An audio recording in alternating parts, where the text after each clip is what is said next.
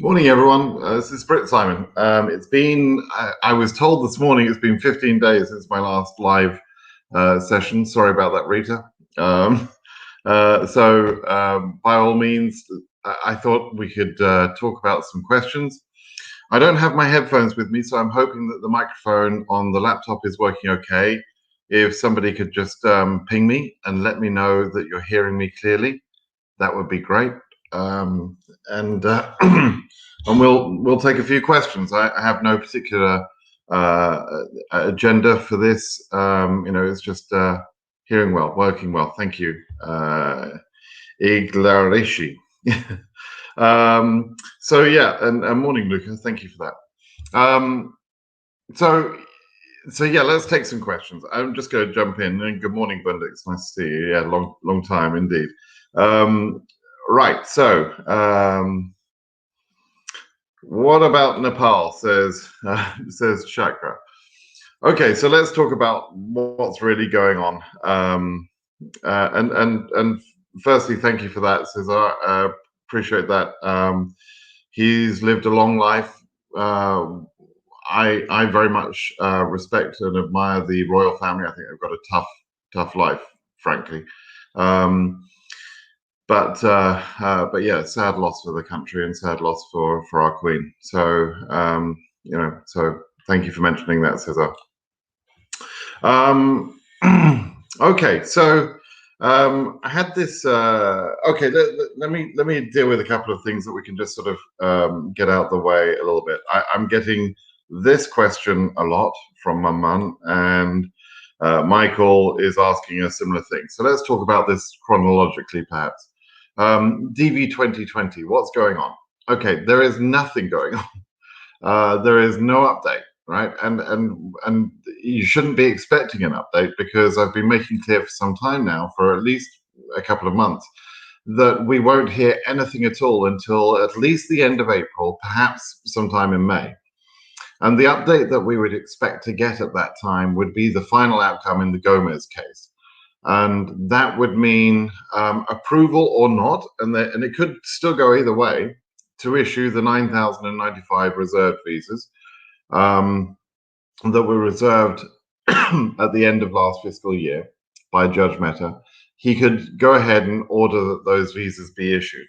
And if he does, we don't know how they'll be issued, what the order will be, so that and who will get priority, etc. Although it's very likely that cases at the embassy already would be processed very quickly. And then perhaps if there is some sort of ordering needed, it would be in case number order. And it would more likely to go to cases that were ready for scheduling than not ready for scheduling. But all of that is just guessing, right? We don't know. And the judge, I don't think Judge Mehta is going to be prescriptive to the government in the way that the visas are issued. I think he'll say, yes, you've got to order, you've got to issue 9,000 visas, 9,095 visas. Perhaps he'll say that, but he won't say how to do it. The lawyers will also try and argue for more visas based on what they see as mathematical errors in Judge Mehta's thinking, in the way that he calculated the 9,095. I don't know that that's going to work, but we'll see. But we won't know anything until at least the end of April, perhaps May. Between now and then, if you ask KCC or an embassy about your DV 2020 case, the answer will be absolutely clear, and they will say your case is over, it's done. So there's nothing that they will do about your case, because as far as they're concerned, DV 2020 ended on September 30th, of last year, which is the normal course of events. I guess the one other the one other sort of DV 2020 update I have, or not an update, but advice, is for people that feel they've got a chance of getting one of the 9,095 visas. It would be smart to renew your police certificate, particularly if your police certificate takes some weeks to obtain. Don't forget that if we get permission, to have those 9,000 visas, they'll go pretty quickly. If it's 9,000 only, they will go pretty quickly. And so if you're waiting for a police certificate, that could delay your case, and you may want to order a new police certificate or police certificates if you need multiple. You could do that now because that's a relatively low cost thing to do.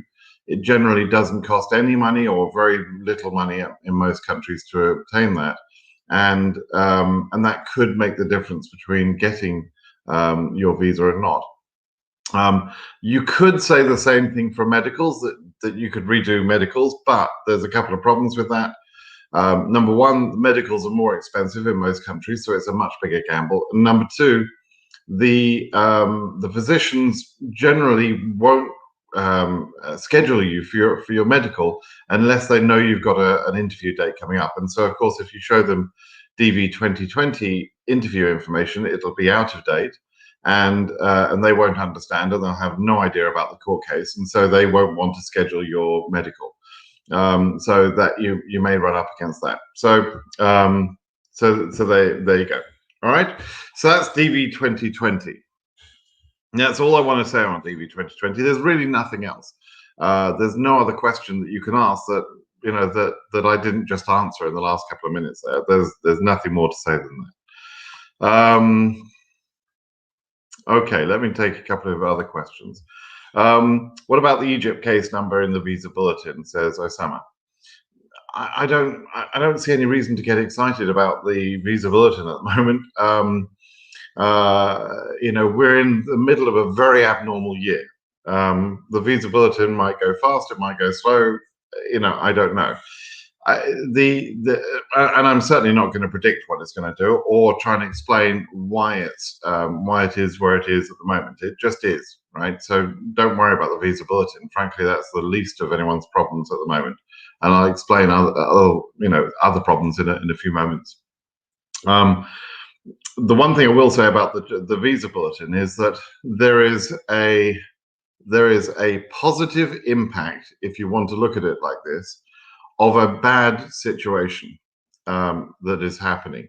Charlie Oppenheim, who is the person that decides the visa bulletin in all category types, not just the family-based or DV-based, but all the visa category types. He collates all of the numbers and decides how what numbers to release. Now, in an interview about a month ago, he said that he believed that all regions would go current in June or by June. It wasn't clear what he meant in terms of whether he meant by the visa bulletin for June interviews, which would be the next visa bulletin, or whether he meant the visa bulletin that's released in June, which would be more normal in a normal under-selected year. We'd probably see around about June the visa bulletin, which is the last but one, the penultimate visa bulletin. We would see that visa bulletin going current if there was a likelihood of the regions being current.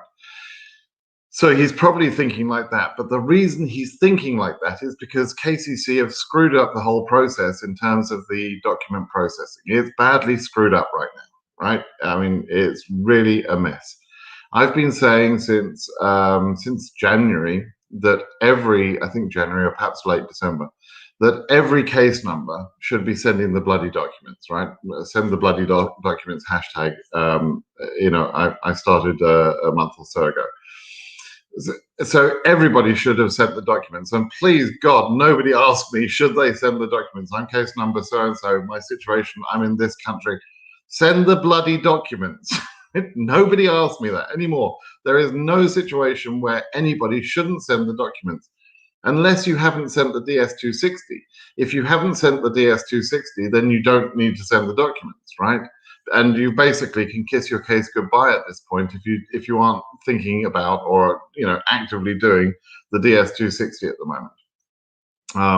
Because you're basically wasting your chance. You must not leave it. You've probably got till the end of April to submit your DS-260, and there is already some element of risk in it. So get on with it if you're going to do it. But other than that, if you've sent your DS-260 in, you've already declared immigrant intent. There's no harm in sending in your documents. And we know from multiple feedbacks from people that sending your documents causes one of two things. It either gets a letter an email to you where they send an email saying you'll shortly get an email requesting documents or something like that. And that, frankly, is a reaction to you sending the documents. It's because they've created a file on your behalf in their document system, which is a different department, as we know.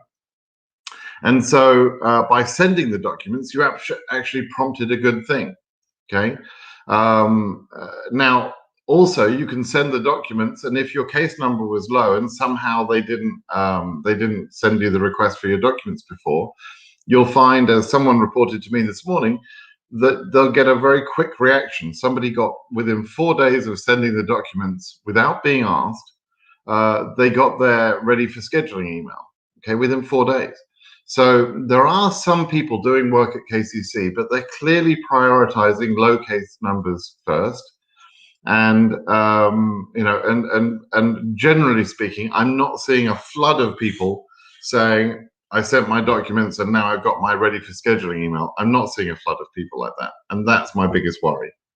Okay. And that's why I think that, going back to Charlie Oppenheim, he is seeing an unrealistic view of the demand, because KCC have screwed up the documents thing. Therefore, the numbers that they're telling Charlie Oppenheim of people that want the interview and are ready for the interview, those numbers that they're reporting are low. And that's because they've screwed up the documents thing. The whole process is screwed up. So that's the problem. Now, the positive thing that could come of that, which some people will see as positive, I actually don't see it as positive, is that all regions could go current. And if you've heard me talk about this before, you'll have heard me say that would be chaos. And a few people have actually wisely asked me, what do I mean by chaos?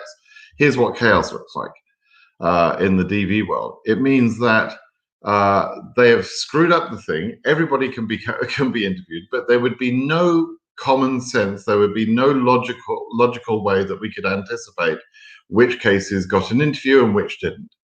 There would be no order applied. It would be extremely unfair. Yes, high case numbers would get a chance, but that's unfair compared to low case numbers that should go first. Okay. And nobody will know what's going on. And frankly, I'll not be able to guide anybody about anything. I mean, it'd just be a mess, right? It will be a mess. And, you know, some of you will be happy because you'll see that your high case number is current, but that doesn't mean that you're going to get an interview. It will be another lottery within the lottery, because there certainly is not enough time, and there's not enough visas to satisfy all remaining demand. The only reason Charlie Oppenheim thinks there is enough visas to satisfy remaining demand is because he's got an unrealistic view of the demand. That's the problem. Okay. All right, so I think I've covered that particular topic pretty well. I hope you understand where the visa bulletin thing is going. Let's talk about the real issues for DV 2021 right now. So, let me just answer another couple of quick questions. Have the visa numbers been increased to 80,000? No, that's not true. There's a suggested bill, an immigration bill by Joe Biden, in which he's increasing the lottery numbers from 55,000 to 80,000, but it's a suggested bill. It is not passed, and it won't be effective in DV 2021, nor in DV 2022, and probably not in DV 2023 either. So forget about it. But for the time being, it's not 80,000. Okay. Right. I'm just reading some of these questions here to see if I can pick a question that is useful for more people to hear the answer. So let's talk about 2021 in general. So, and Iglil Larashi, I'm sorry, I'm murdering your name, aren't I? You helped me with the sound check earlier, so let me answer your question. So DV 2021, there are interviews being scheduled, right? In fact, some 2NLs for May interviews have gone out in the last couple of days, right? A few interviews. I mean, we're talking a few, less than 100. A few interviews scheduled. So we have now a situation where up until the end of May, we're probably going to see less than 2,000 interviews. I should actually quote the exact numbers. I should get the numbers, but we've certainly got less than 2,000 interviews, right? So at most, by the end of the May, they could issue, if they issue to everybody, which they won't issue to everybody. You know, some people get refused, some people don't turn up for their interviews, and so on. You know, there's all sorts of things happen. There's AP cases. But let's say they issued 4,000 visas up until the end of May. That would mean in June, July, August, and September, they would have the remaining 50,000 visas to fill. And of course, there is no way they can do that. It can't happen, right? There isn't enough time. The lawyers sometimes point out that that during a 3 and a bit week period in September, the government were able to issue around about 6,000 visas or 7,000 visas. And that is true, but that was by no means an indication of the capacity of the embassies, because most of those visas by far were issued to people who had cancelled interviews from earlier on in the year. The case had already been sent to the embassy simply had to interview the people. And so as soon as the September the 4th order came down from Judge Mehta, some embassies just went ahead and rescheduled their interviews with people that were cancelled in May. So effectively, there was 2 to 3 months of interviews which KCC didn't have to touch. They didn't have to do anything to. They'd already been processed. Their documents had been checked. They'd already been sent to the embassies. A lot of the work had already been done, and KCC were not involved in any of that. Right? It was already at the embassies. So the embassies issued probably about 4,000 of the 7,000 visas in that simple way, where they just went ahead and processed the cases. KCC then spent their time during that weeks or so scheduling some more visas, but not interviews, but not that many, and mainly working on named plaintiffs. Right? So so it's not like KCC suddenly were able to schedule all these interviews.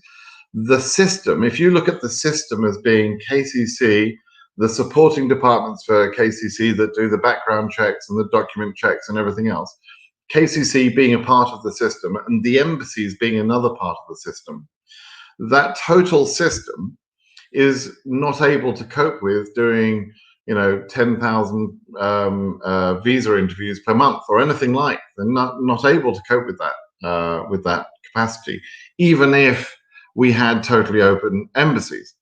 And we don't have totally open embassies. We've got embassies that are working on partial capacity. If you've been looking at the 2NLs, there's just not many 2NLs being sent out or interviews being scheduled.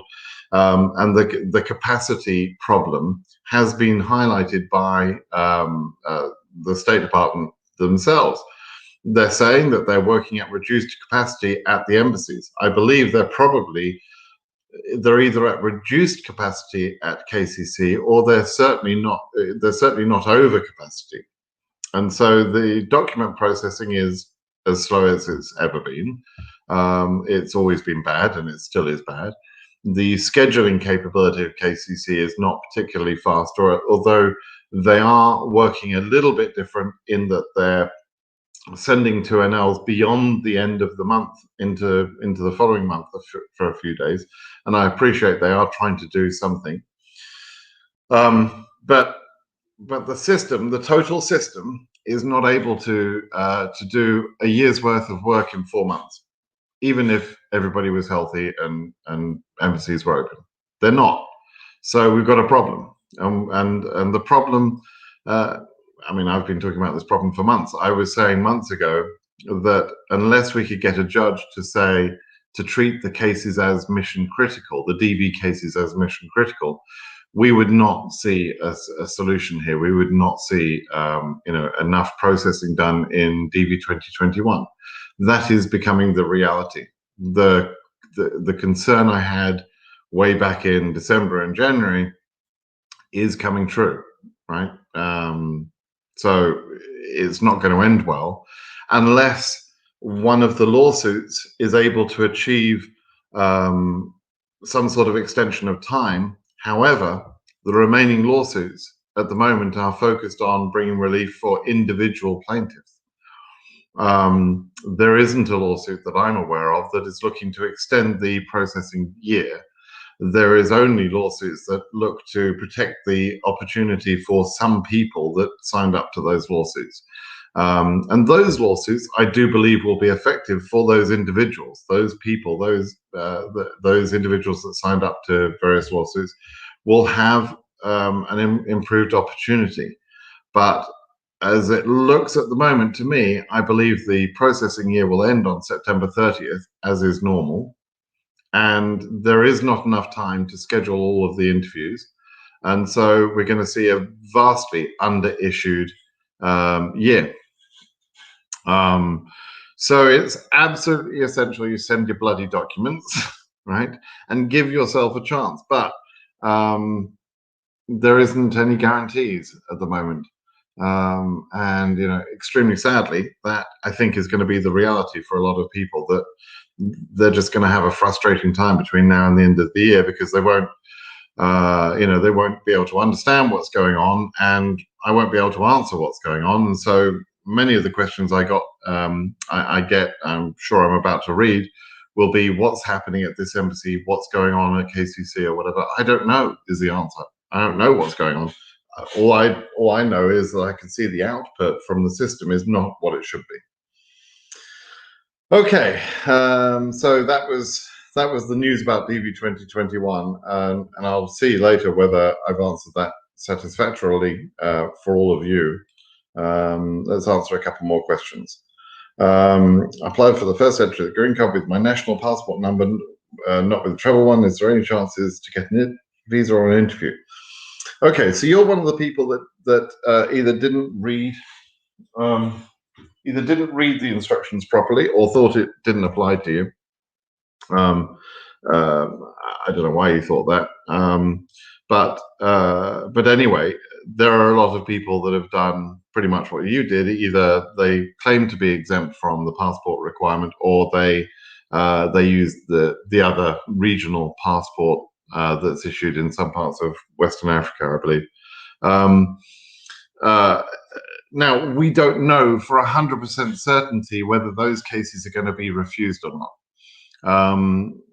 KCC have been delaying cases like that. They've been asking people to prove, to provide the passport that they should have used at the entry time, and to prove why those people were exempt.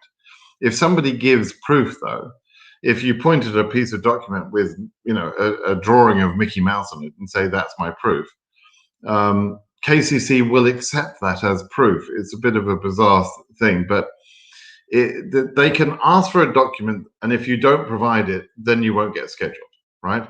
But if they ask for a document and you provide a document, it is not their job to say whether that document is a satisfactory answer to the question that they were asking. They cannot adjudicate a case. KCC are not empowered to adjudicate cases. They can ask for a document, and if you don't provide it, they can delay it. That's within their rights, okay? But it is not within their rights to say that the document you gave is not satisfactory. So if you manage to get an interview without satisfying the passport requirement, then it remains to be seen whether COs will simply refuse your cases, as they should, or whether they'll let some of them go through. And I don't know yet. We have to see a reasonable volume of examples going through some of the embassies with a number of feedbacks on those sort of cases to find out. I don't ever trust one person, by the way. So I could hear about one person going through and being approved, without passport. That wouldn't impress me. That wouldn't make my mind up to say that everything's going to be okay for those cases.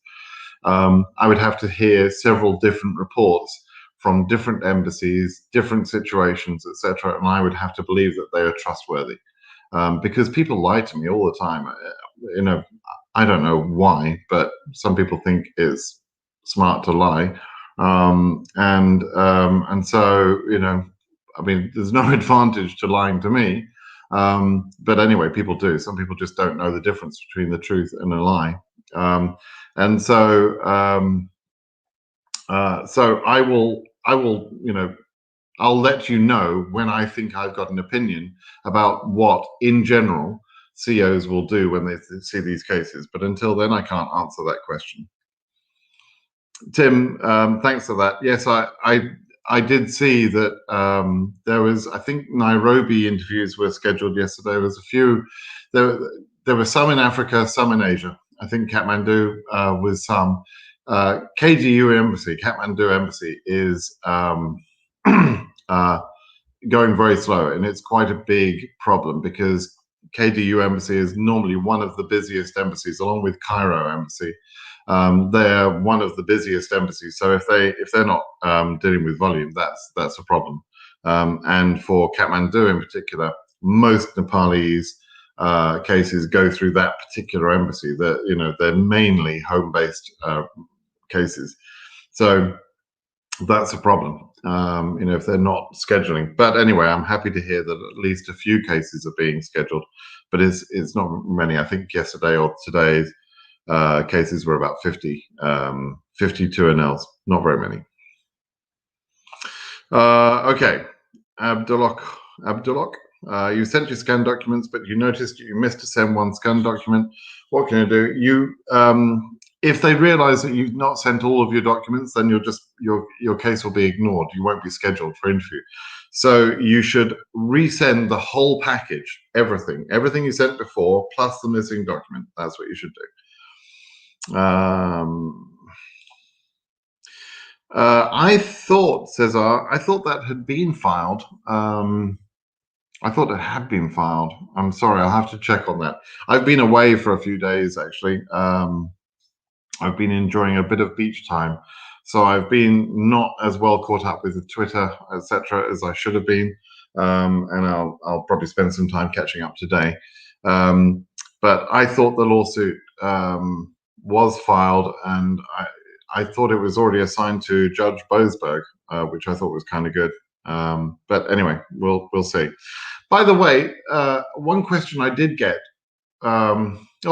And there's a big piece of news that we haven't talked about, or I haven't talked about. I did post an article on my blog about this yesterday, I think it was, when the State Department announced effectively an automatic exemption for immigrants, DV cases basically, and other immigrants. But from my world, it's DV, right? That's my interest.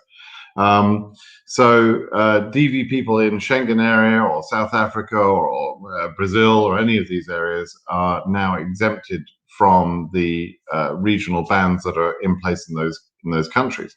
The bans themselves continue, but people can be issued with visas, and with an issued visa, of course, you can travel. Now, it remains to be seen whether they expect you to travel to a third country and quarantine for 14 days or not. But my understanding is that the State Department have confirmed that no, you would be able to travel directly to the USA. So we'll check that, but it's not likely to affect anyone for the next few weeks anyway, because the announcement was yesterday. There aren't going to be interviews in the next couple of days. They'll be weeks away. And so in that interim period, we can figure out whether someone would be able to immediately enter the USA from the Schengen area if they were DV case or not, right? We'll figure out whether whether that's a possibility. But the point is that now embassies in Europe, for example, and other countries can begin to schedule interviews. That doesn't mean that everything is going to be turned on tomorrow and full speed ahead, and doesn't mean that, because that's not, very well by now, I hope you'll understand by now, that there is a sort of a lag time. It takes a bit of time for things to build up. It takes a bit of a few days, perhaps even a few weeks, for the news to properly filter down. If you emailed every embassy in Europe, for example, today, saying, I hear that the Schengen ban is removed for me because I'm a DV case, I bet at least half of the embassies would respond back saying, no, you're still banned, which would be incorrect. But it takes some time for them to get the news and then when they get the news, it takes some time to react to the news and to implement the procedures. I know some embassies would react properly. Lithuania, for example, I'm pleased to hear, have already rescheduled the cancelled interviews that they had cancelled before, based on the Schengen ban. So some of the embassies are doing the right thing, but it won't be the case for all of the embassies in Europe, for example, for some days. So that's pretty big news. I should have mentioned that earlier, by the way. I apologize for that. I answered that question, answered that one already. Okay, Alvin, I'm very well, thank you. I've had a nice few days away, so that's good. What's the delay about the DV 2021 process in Africa? My case is current, and having received an email from KCC or whatever. You're a bit unclear there, Alvin.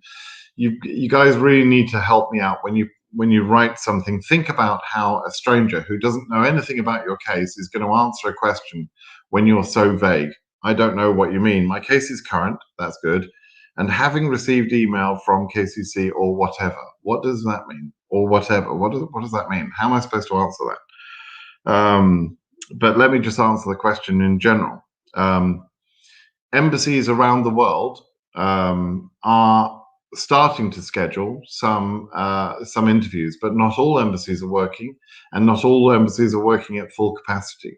So there are, some of the busiest embassies. Cairo, for example, has got, I think, a couple of hundred scheduled interviews over the next month or so. That's not very many interviews for them. And other embassies in Africa are not scheduling at all. So I'll check the data. I'll see which embassies are not scheduling, etc. But I won't publish lists of that, because those lists will change day to day. And quite honestly, I don't have the time to continually update that on a daily basis to say these embassies are scheduling that.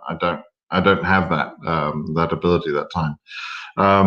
So what's happening is KCC are being slow, the embassies are being slow. Things are not going as fast as they should be. That's basically the story, and that's the same in Africa or any other region.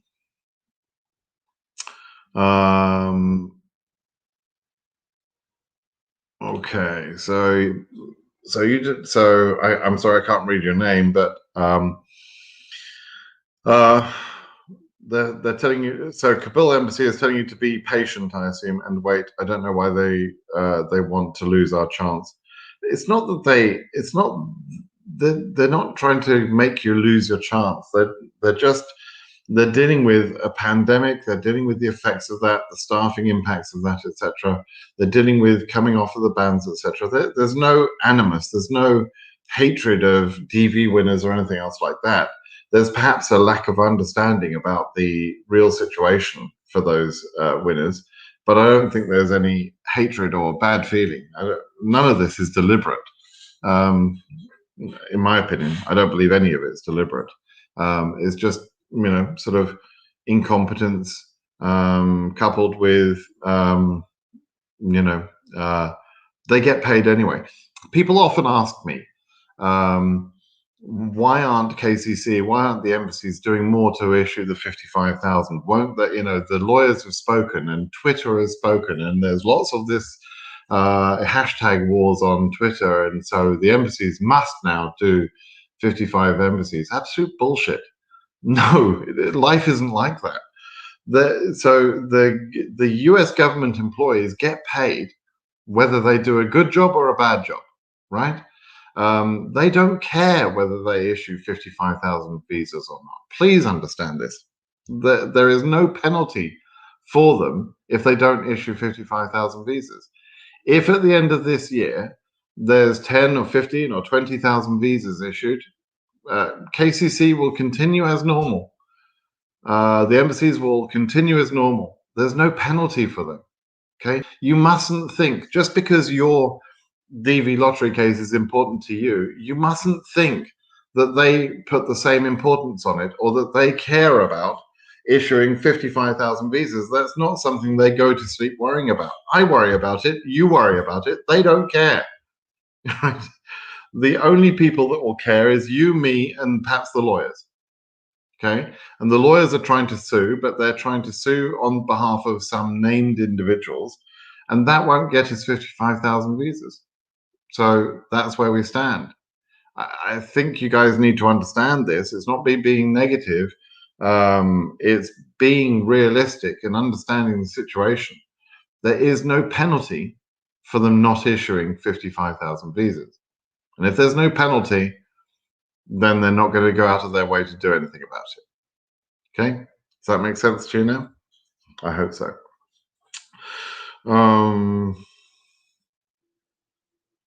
Okay. Jose Luis, this is kind of a good question. Do KCC send cases to embassies without asking the embassy, or the embassies ask KCC to send cases?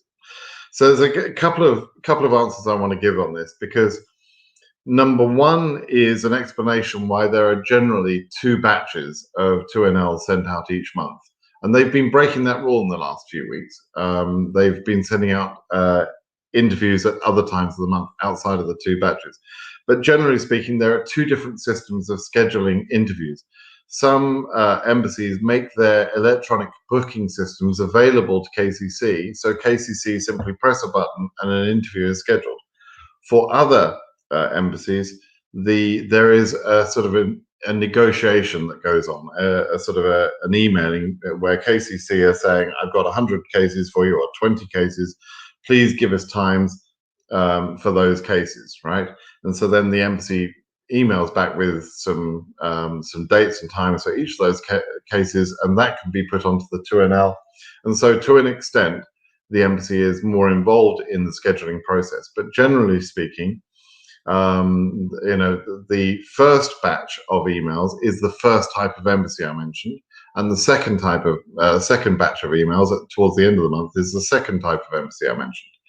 At the moment, though, the 2-batch scenario is somewhat gone, because there are going to be other days in the month when we'll see some 2NLs. They're working as hard as they can in some respects to schedule cases, even if that means going outside of that 2-batch norm, right? That is sort of implied, Jose, by your question here is, and it's a question that I receive sometimes.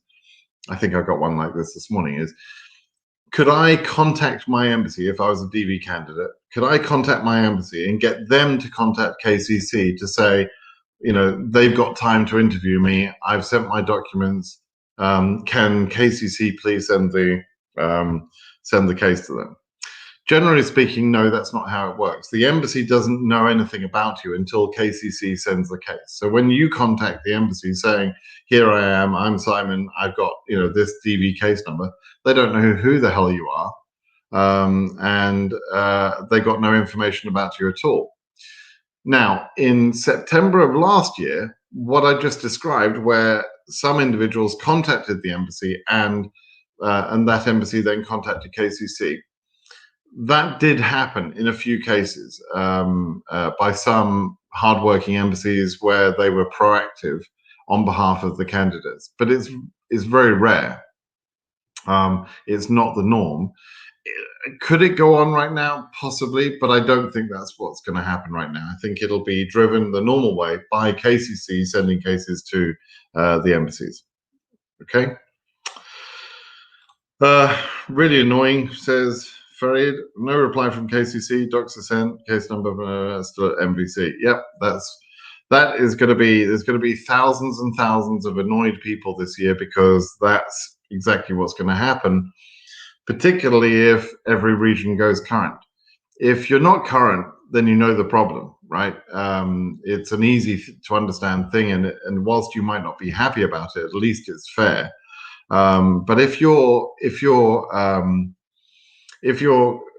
current, because all regions are current, let's say, and you're still not going to get an interview, that's going to feel very unfair and very frustrating, very annoying. So that's what a lot of people are going to be feeling. Anish says, is participating in a lawsuit beneficial? Another good question that I've been having. So I mentioned earlier about the Schengen ban being removed.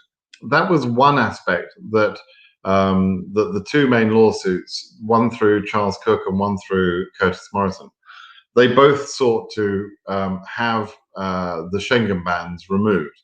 They were looking to have them removed totally. In fact, what the government has done is preemptively said, possibly because they're being sued, said, okay, fine, immigrants can go through, they'll be exempted, and that will include DV immigrants, right? They'll be exempted from the ban, but the ban itself stays in place for whatever power that remains. But so that part of the lawsuit has been removed, but the other part, or that part of the benefit of the lawsuit, if you like, has been removed. So then some people said, oh, so now people who've paid for those lawsuits are going to be feeling stupid because we're all in the same position, right? And those people have paid the money and they're going to get no benefit because the Schengen ban's gone, ha ha ha. Okay, but those people have got lawyers now that are going to be working on a mandamus type of action on their behalf. In other words, trying to force the government to actually do something on these particular cases. So the people on the lawsuit will still have a benefit. They are more likely to get scheduled for interviews than if they weren't on a case. So basically, yes, there is still a benefit, you know, but obviously not everyone could afford to participate in that or felt they wanted to participate in that. That was up to them. Okay. Yeah, this confuses people. Why does AS 10,000 been asked for interview and AS 6,000 hasn't? It just happens that way. Once all cases are current, well, if the case number is at, I don't know, 11,000, then the case number 10,000 and 6,000, they're both equal in KCC's mind, etc. There's no difference between them. Once cases are current, the cases are equal. And this goes back to my comment about the chaos that happens when all regions are current, and really that's not a fair thing. Sometimes it's the right thing. This year it would be DV 2021, it would be the wrong thing. Big case number, I've talked about that. Why Nepalese's not getting 2NL? There, some interviews have been sent out for Nepal, right? So not very many, but some have gone out. Does case number very low and ready for scheduling received and embassy working on the DV 2021 means that you don't need to join any lawsuit? It's really, again, it's up to you, Massey. You've got all the correct factors. Well done for identifying the correct factors. You've got a low case number. You're ready for scheduling. Ready for scheduling received. Yes, an embassy working. Yeah, I mean, it would be a reasonable and a fair assumption to think that you would get interviewed. But if you feel that you want to have a lawsuit, get involved in a lawsuit if they're still available, then that might improve your chances a little bit.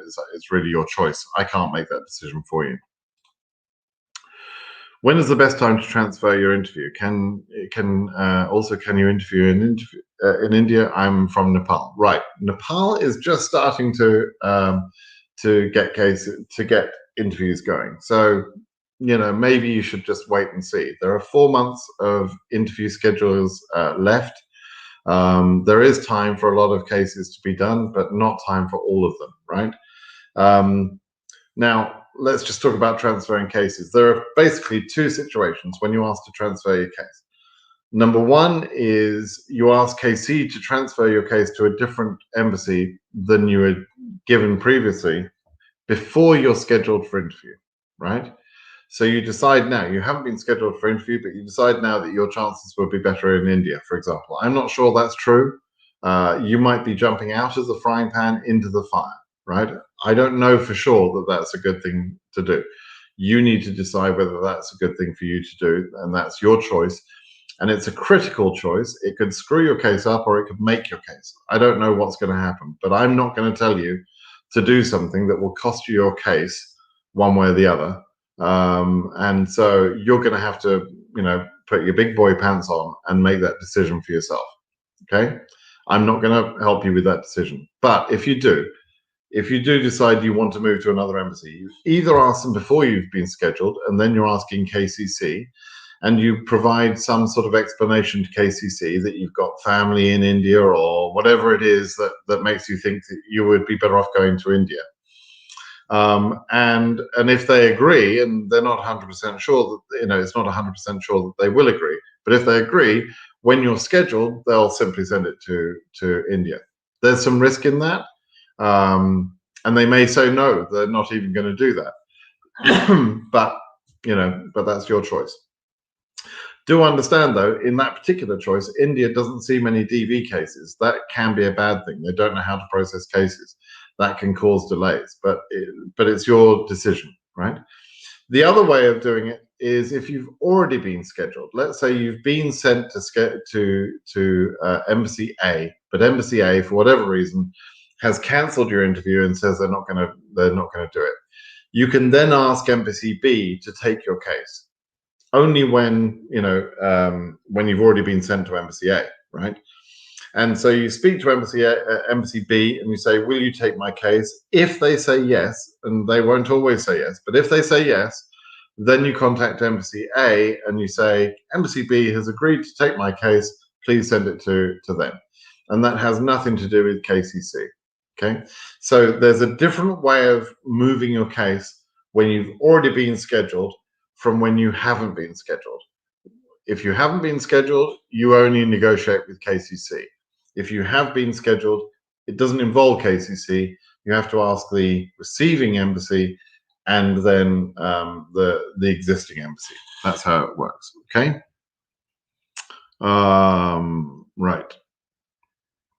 I think I've addressed that.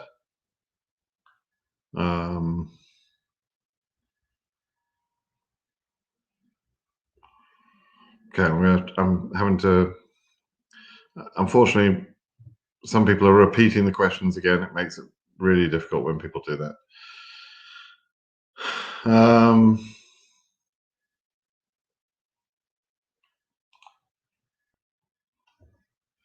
Hello, Britt Simon. The DV 2022 will not fill my passport because my passport is expired. Now I have a new passport. So when I won, I will send the document. Okay, so, all right. So if you're DV 2022, first thing is you don't know you're a winner.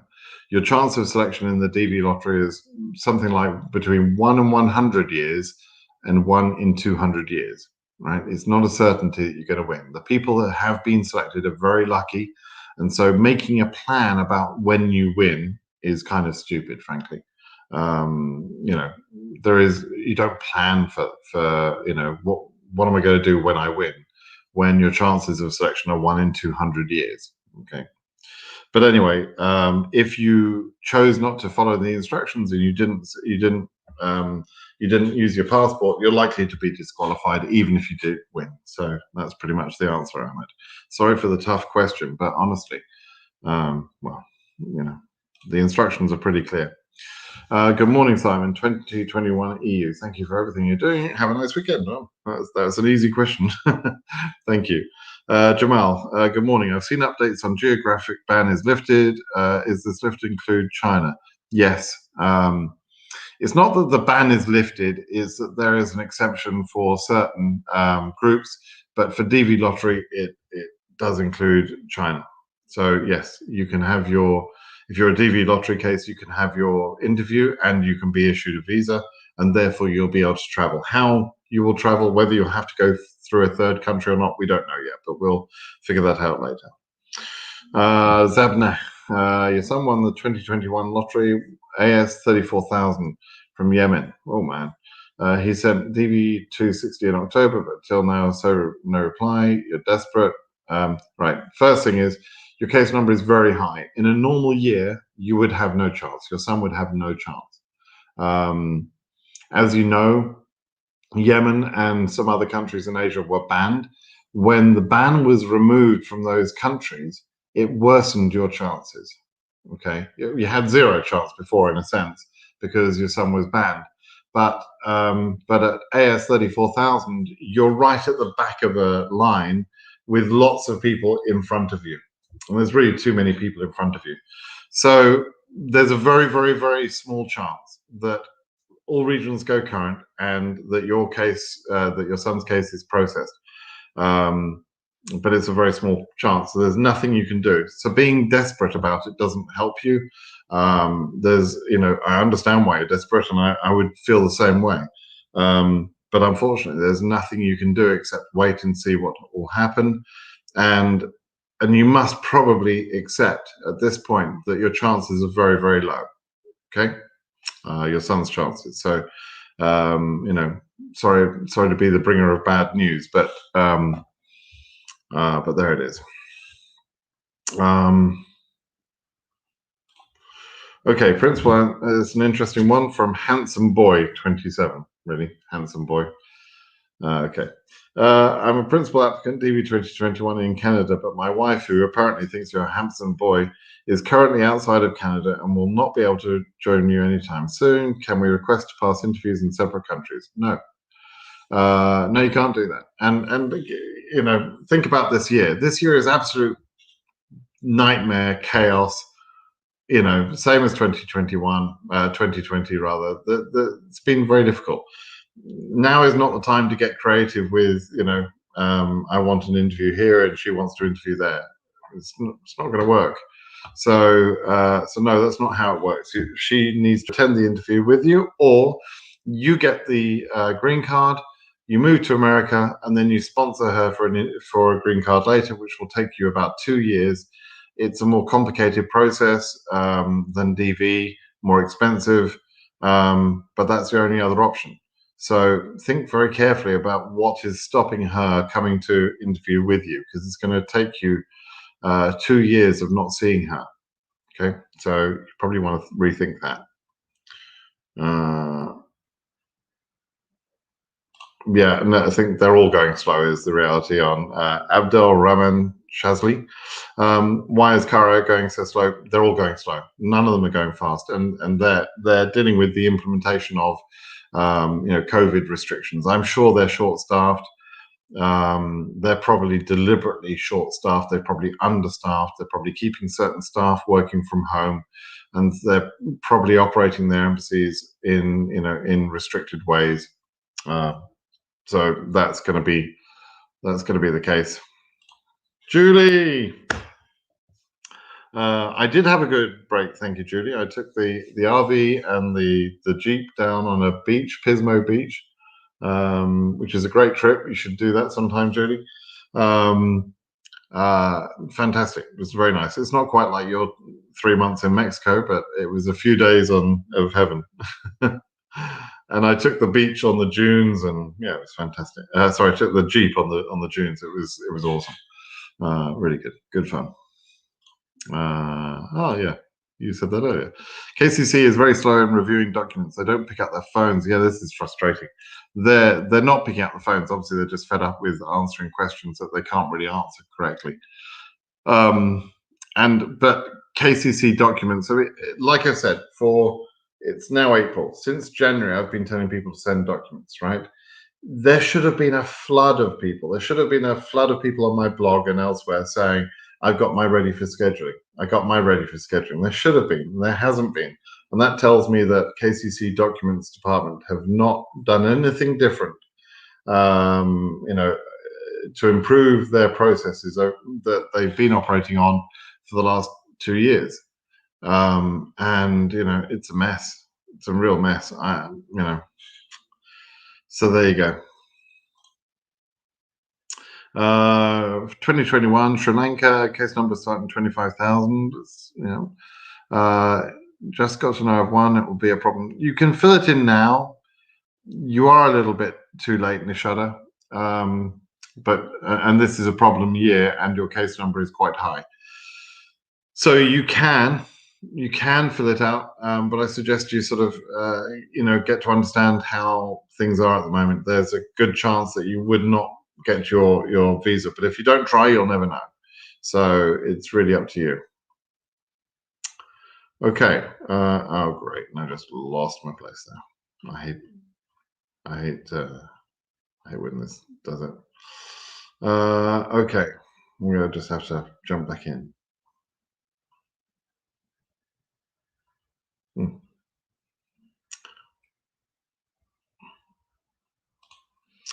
Question here about translations. So if your documents are in the official language of the country where you're interviewing, so you're saying you're interviewing in Morocco. So if the official language of Morocco is the same as the language of your documents, you don't have to translate them. But English translations are always beneficial, right? To have an English translation of your birth certificate or your passport or a police certificate, it's always a worthwhile thing. So you'll probably use them in the future. So it would also speed up the process a little bit. So if you can get a translation into English, but you don't have to do that if your documents are in the same language as the official language for the embassy where you're interviewing. That's what the instructions say, and that's actually really clear in the instructions that you're supposed to have read. Do I think that age of case number will cross above 30K? I have no idea. Is it right that US Embassy in Ankara won't schedule interviews until the end of summer? I don't know. Appreciate your efforts. You're welcome. What about the final decision of 2020? I've already explained that very well.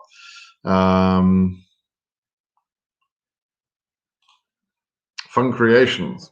Thanks for your effort for TV Lottery. Do you know why Nepal Embassy? I think I've covered that. Mr. Britt Simon, can you get my contact details, email or phone number for personal discussion? No. I generally don't do that. I have a full-time job. I have a very responsible full-time job.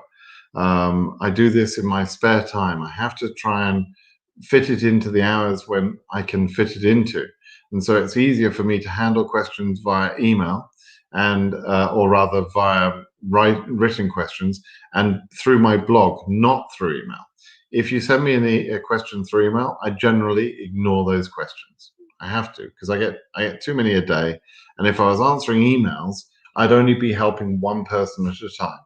So find a way to make your question anonymous and ask it on my blog. And frankly, you'll see that almost every question I've been asked 1,000 times before, and I've answered 1,000 times before. So if you don't want to ask a question, just read some of the other questions, and you'll get your answer. Paolo, nope. Sorry, Paolo, no thoughts about that. I have no idea about chances this year. No predictions. How can anyone predict?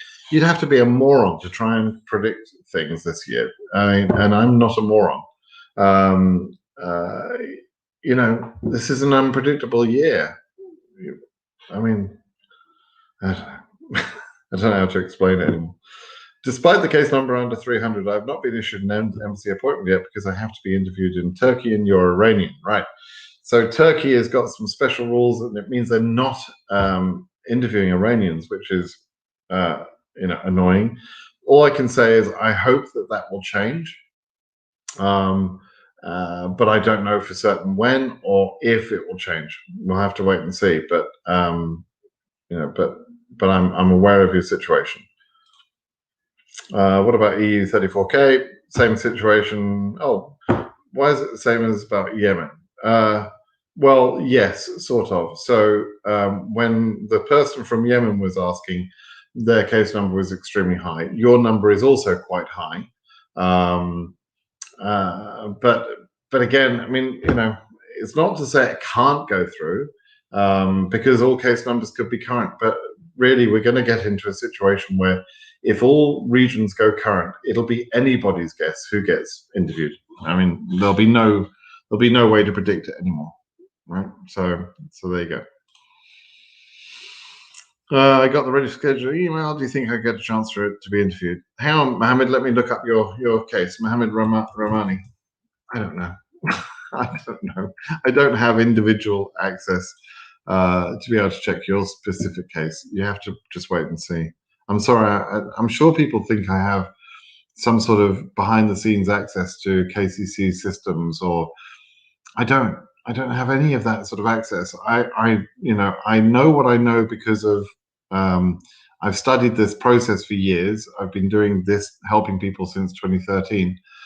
so I understand the processes, but I don't have any special access into their departments or any ability to check your particular case number or your name or anything like that. I have no abilities like that. So, your guess is as good as mine.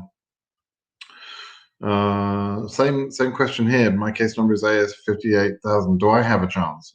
I understand why you're asking these questions, people, but again, I have no way to sort of give you a precise answer. Okay. You're Balkrishna Bashar, but my name is Balkrishna and surname is Bashar. But in this DV form, mistaking my name. No, it doesn't make any difference really. As long as you made it correct in the DS260, you'll be fine. You just have to wait, Alex. Same thing I've said to other people. Let's see. Wow, I'm getting a lot of these saying questions. Is AF39 is a good case number? There is no case number that is safe, in my opinion. None. Because, you may or may not get your documents processed, and it may or may not be your fault that you're not getting your documents processed. Your embassy may or may not be processing interviews at all, but if they are, they may not be at full capacity. If you go for your interview, you might get administrative processing based on travel history I know nothing about. I can't tell anyone whether their particular case number is safe or whether their case number range is safe or anything else. There is no safe this year. Everybody's at risk until you've got the visa in your hand. Okay. Got current, no interview, wait. No idea when you can expect your tour now. You have to just wait and see, particularly as you've not told me anything about your situation in terms of which embassy or anything else. But never mind. Even if you did tell me the embassy, I wouldn't be able to tell you whether you've got a chance to be interviewed or not. Okay, so let me just see.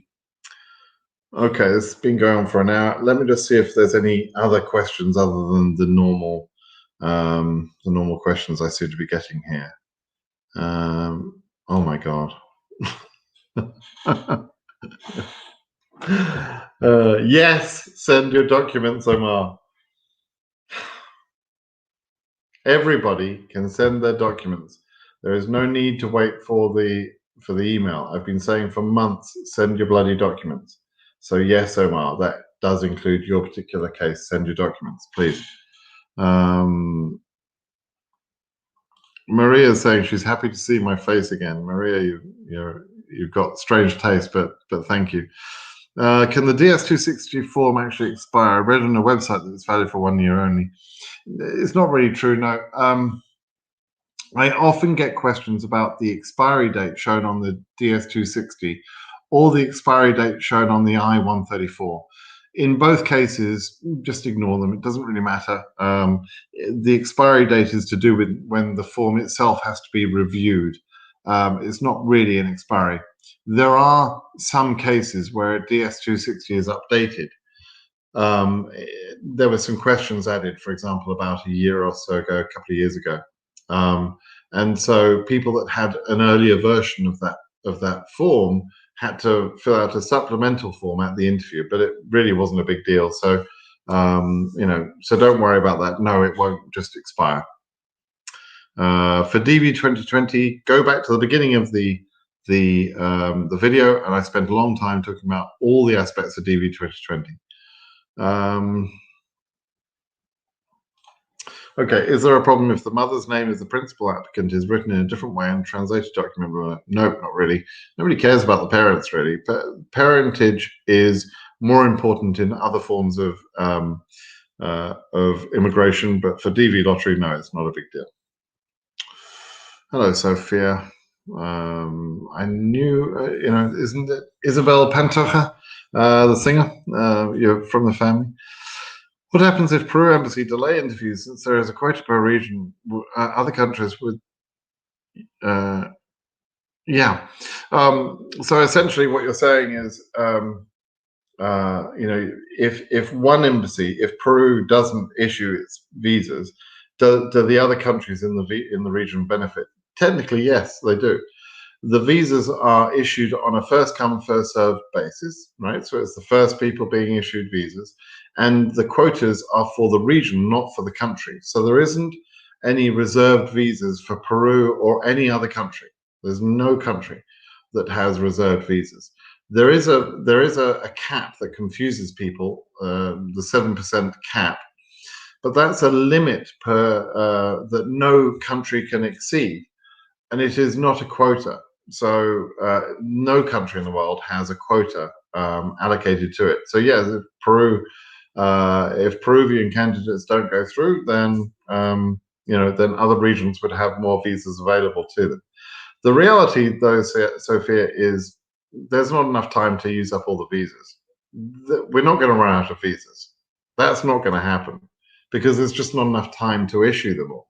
So don't worry about the quotas. It's not going to be that. That's like worrying about the color of your T-shirt as you're falling out off the mountain. We're falling off a mountain. The color of your bloody T-shirt doesn't matter.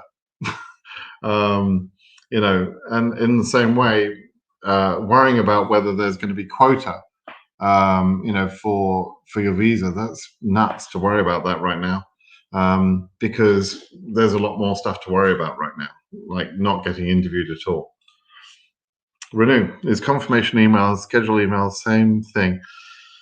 There are some confirmation emails that people get concerned with. The emails that are important, the 1NL is your original letter that you see. You go and see, congratulations, you have been selected. That's the 1NL. The 2NL is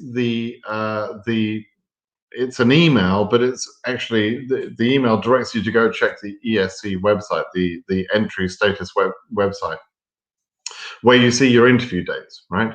That's the 2NL. Something that happens in between those, which is an important email, is the ready for scheduling email. This is an email that says something like, congratulations, you've successfully submitted your DS-260 and provided all required documents, and you will now be scheduled when an interview date is available for you and your number is current. Something like that, right? That's the ready for scheduling email. The other confirmation emails, confirmation that you sent your documents, confirmation that you submitted your DS-260, people get worked up over those, but they're not important. Those you can just stick them in the bin, just ignore them. The only ones that you care about is ready for scheduling, the 2NL and the 1NL itself. Okay, so so don't worry about that. Are you expecting the DV 2022 result to get delayed? No, I'm not actually. I was hoping they were going to, because when they release the DV 2022 cases, which will happen in May, I think it's May 8th, people will start submitting their DS-260. And precious KCC resources, precious meaning there are limited resources there, but precious resources will be used on processing DV 2022 cases that, frankly, we'll need for DV 2021. So I was hoping they would delay it, but they're not going to, apparently. If you change your home address, Hussam, if you change your home address, nobody cares. It doesn't matter. If you change the address where you're having your documents sent in the USA, then you can change that at the interview, or the last chance you get to change that address is at the port of entry. When you're coming into America, your arrival airport, as you're being processed, if you know that the address where your green card needs to be sent has changed, that's your last chance to change it. Once you enter America and you're a green card holder, lawful permanent resident, you have to fill out a form, I think it's called the AR11, online, to let the government know that you've moved houses. So you have to let them know when you've moved. So make sure you do that. Okay. Oh, wow. It's got a lot more questions. Okay, quick. Last, I'm going to take 3 or 4 more questions and then we'll call it a day. This one looks interesting. Case number is 7,000 from Asia. Child name, oh, here we go.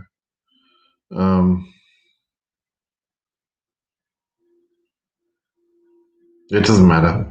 It's about your kid's name. Don't worry about it. Just get on with it. It's kids' derivative names. It's trivial. It's not going to cause denial. Just sort it out at the interview. Don't worry about it.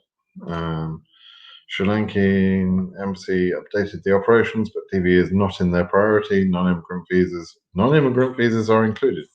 I don't sound right. They shouldn't be prioritizing non-immigrant over immigrant. That's very unusual if they are.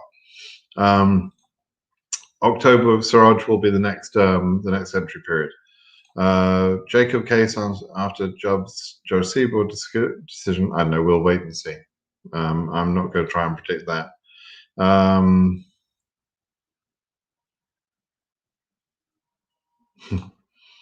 Brenda, if you win the lottery, you'll have a long time to figure this out. This is a long, slow process, right?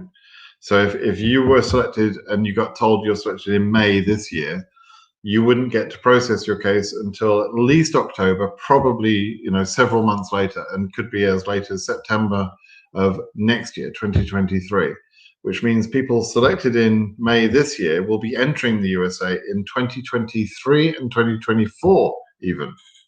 So it takes a long time. So don't rush, right?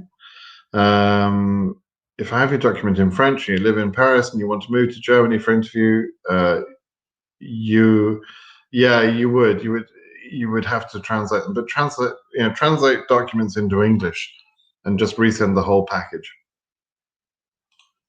Good question. I'm also waiting. So now I'm wondering what the good question was. Sarita. So I don't know what Sarita's question was because it skipped by. So you're saying it's a good question that excited me, but I don't know what the question is. Mohammed, I live in Kuwait. So much people applying for DV. Does it positively affect in my case number processing? No, there's no positive or negative impacts. It's just complicated for everybody at the moment. I would about Ethiopia. I recommend people get the I-134. It won't always be asked for, but in cases where the consular officer is concerned about your financial ability to make a living in the USA, the I-134 can be helpful. So I recommend people get it. It won't be asked for in every case, but it's just a worthwhile preparation that I recommend all cases get. My arm is killing me today. I had my second dose of the COVID jab last night, and my arm is feeling like I've been smacked by 10 of my friends. Oh, I answered that, Sophia.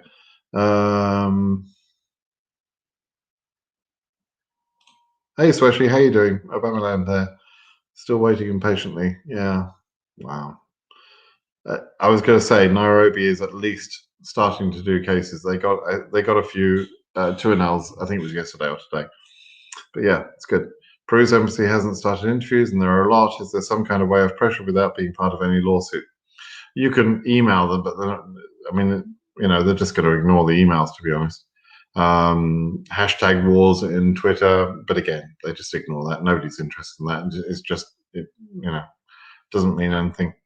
They're going to make their decision based on what they think is right and the security of their staff. That's all really. You have plaintiff from Armenia in the DV 2021 mandamus litigation suit. What do you think the chances are that it win the case? Very high. Almost certain. The law is totally on the side of the lawsuits. There are two aspects to the lawsuits. One was to get cases through despite the Schengen bans, right?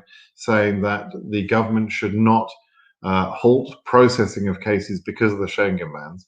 Well, that part of the case has become moot because the government have now said, yeah, they'll go ahead and process those cases.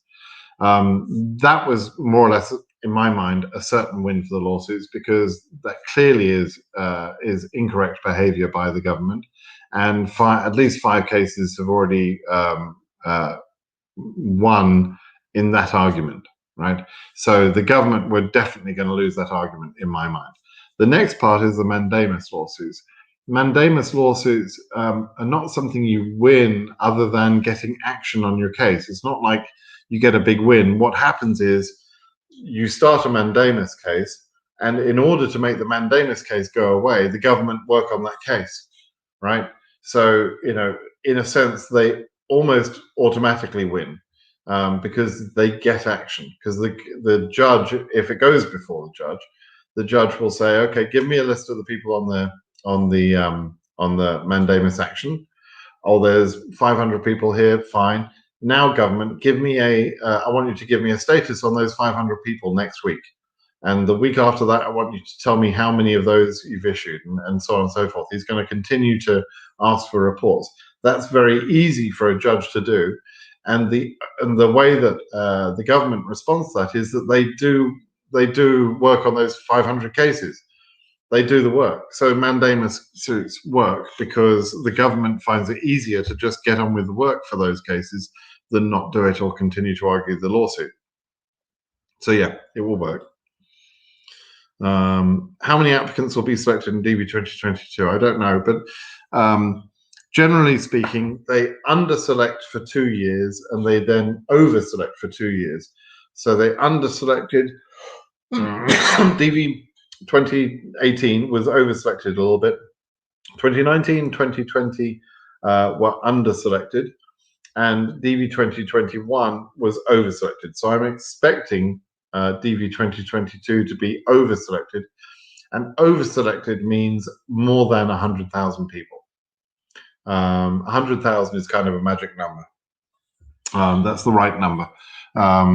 Less than 100,000, is underselected, and you're likely to see all cases going current and that sort of thing in a normal year. You may even see second selections in some of those cases.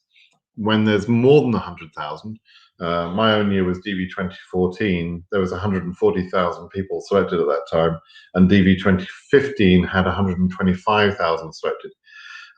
So they were massively over-selected cases. Then 2016, 2017 were underselected.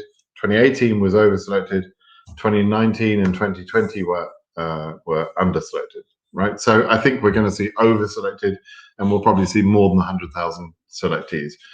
That's not necessarily a good thing. Okay. Vaca en México, ¿isn't vaca a cow in Mexico? Vaca. ¿Cuántas vacas tenemos? Don't vaca in Mexico, super contaminated with COVID. Friend to go. Oh, don't vacate in Mexico. Vaca. I mean, you're talking Mexico. Obviously, my mind switches to Spanish. I'm like, vaca? Vaca? You mean vacate, vacation. Okay.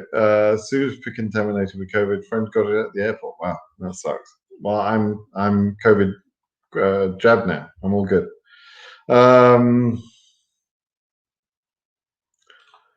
So I think I explained this earlier, but I'll just quickly recap it. Basically, if all regions go current, people with high case numbers will rejoice, thinking that means that they can go and get their interviews, right? But the reality is, those cases with high case numbers may not get interviewed. People with low case numbers may not get interviewed. Nobody will know which cases will get interviewed because the system is not coping well, right?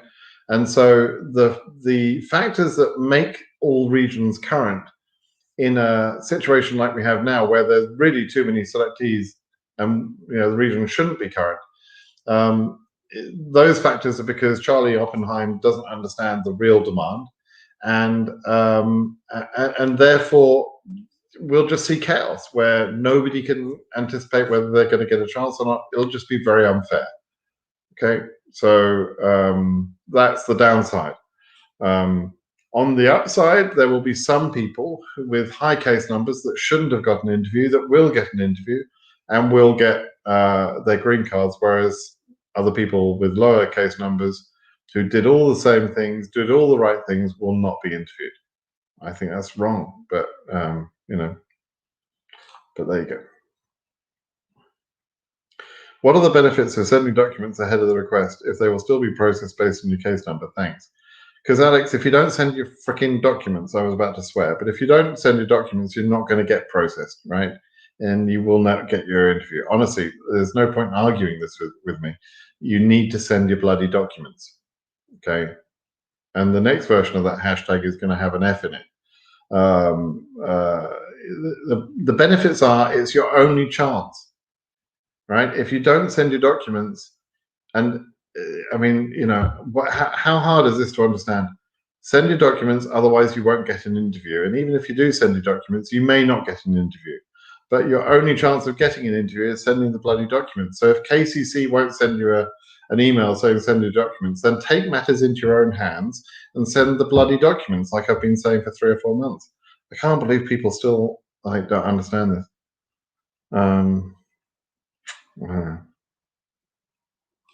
Okay. If you're in the USA, do you have to add this? No, don't update. Don't update your DS260 with your most recent trip into the USA if you just traveled here. You're here with Nesta. Also, where it says my daughter DS260, she's never been to the US. Yeah, don't worry.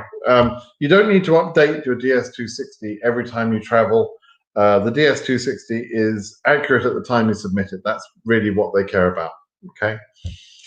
Sophia, advice. If we're current KCC, oh, we already did that. We already talked about that one, Sophia. Okay, I think I'm probably there. Oh, let me make, since you wished me happy tidings earlier, let me answer this question. This will be the last question answered.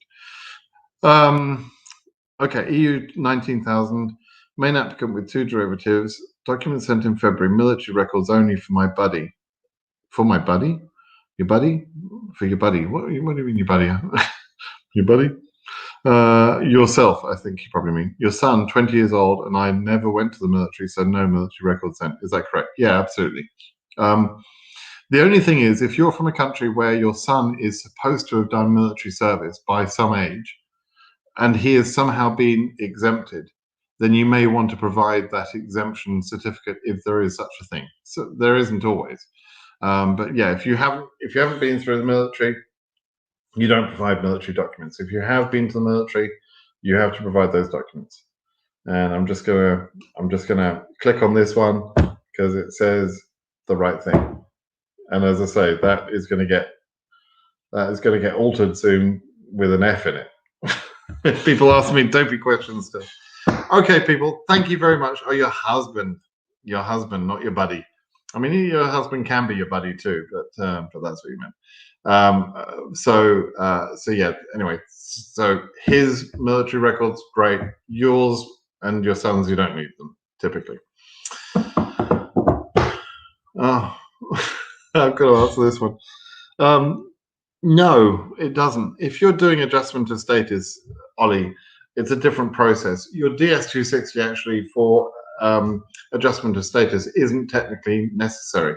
I do recommend people send the DS260 at some point in the I-485 process, the adjustment of status process, merely because it makes at some point in the I-485 adjustment of status process, the field office that is processing your adjustment of status case has to contact KCC to get documents from them, to get your case from them, in order to prove that you are eligible to participate in the lottery, right? That you have a basis.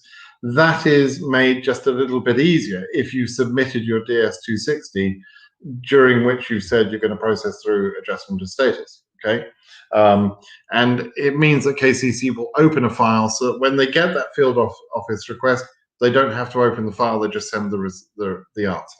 It makes it quicker. But you don't have to send your documents to KCC because other than what I just mentioned, KCC have got nothing to do with adjustment of status cases, all right? So they just do the receipt for the payment, the $330, and they send that case. They send the case. Oh, of course, the payment for the $330 is part of what they send in the response. Again, which is why it's important to, send that DS260 so that can all be tied up. right, and then responded. So they say to the field office, yeah, this person has paid their fee, and here's their proof that they are eligible or whatever. Okay, all right, everybody. Thanks very much for joining me. I'm happy to have been talking to you all again. And I apologize for taking a few days off, and I thought it would relax me, and I was relaxed until I had to say send your bloody documents again. But anyway, there you go. All right. Thanks, everyone. Bye-bye now.